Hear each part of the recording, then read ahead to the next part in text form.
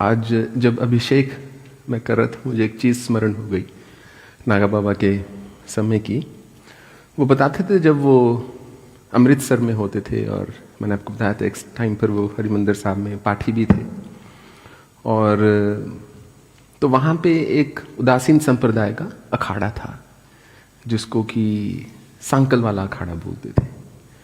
तो इसको इसलिए वो सांकल का नाम दिया गया था कि एक समय पर उन्होंने अपनी तपस्या को सिद्ध करने के लिए एक जो नागा संत थे, उदासीन संत थे, जो गुरु चंद्रदेव के तुरंत इमीडिएट शिष्य हुए, उन्होंने कहा कि तुम मेरे बारे में पूछते हो।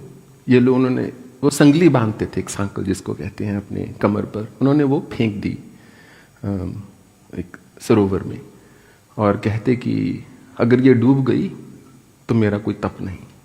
तो वो तैरती रही, तो उसके चलते उनका नाम उस अखाड़े उस जगह का नाम पड़ गया सांकल वाला जो है।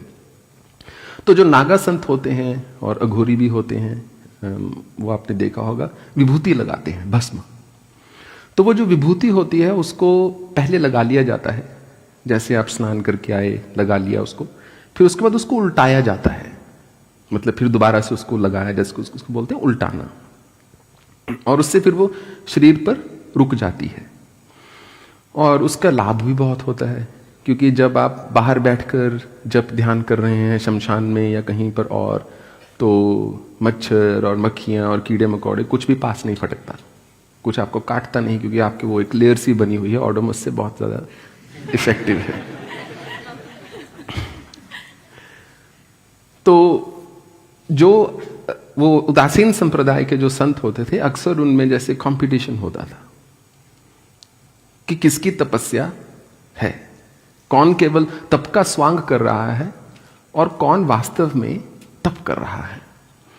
तो उसके चलते उस प्रतियोगिता में वो कहते थे जाओ सरोवर में उतर जाओ, अगर तुम्हारी विभूति रह गई तो तुम तपस्वी हो, अगर बाहर निकले नए नकोर होकर तो भैया संसार के लिए बने हो, वहीं पर जाकर अपना नहाओ धो स्नान करो।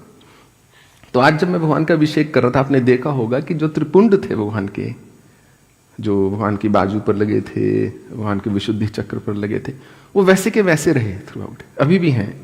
अब जितना उसके ऊपर जल चढ़ा, इतने पदार्थ चढ़े, परंतु वो वहीं के वहीं स्थित रहे, और केवल वही उतरे जो मैंने शुरू में स्वयं उतारे थे, कुछ अलंकार जो चंदन से हुए पड़े थे।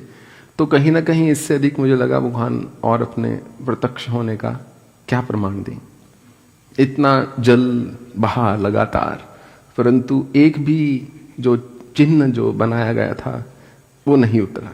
तो आई फेल्ट वेरी ओवरवेल्म्ड।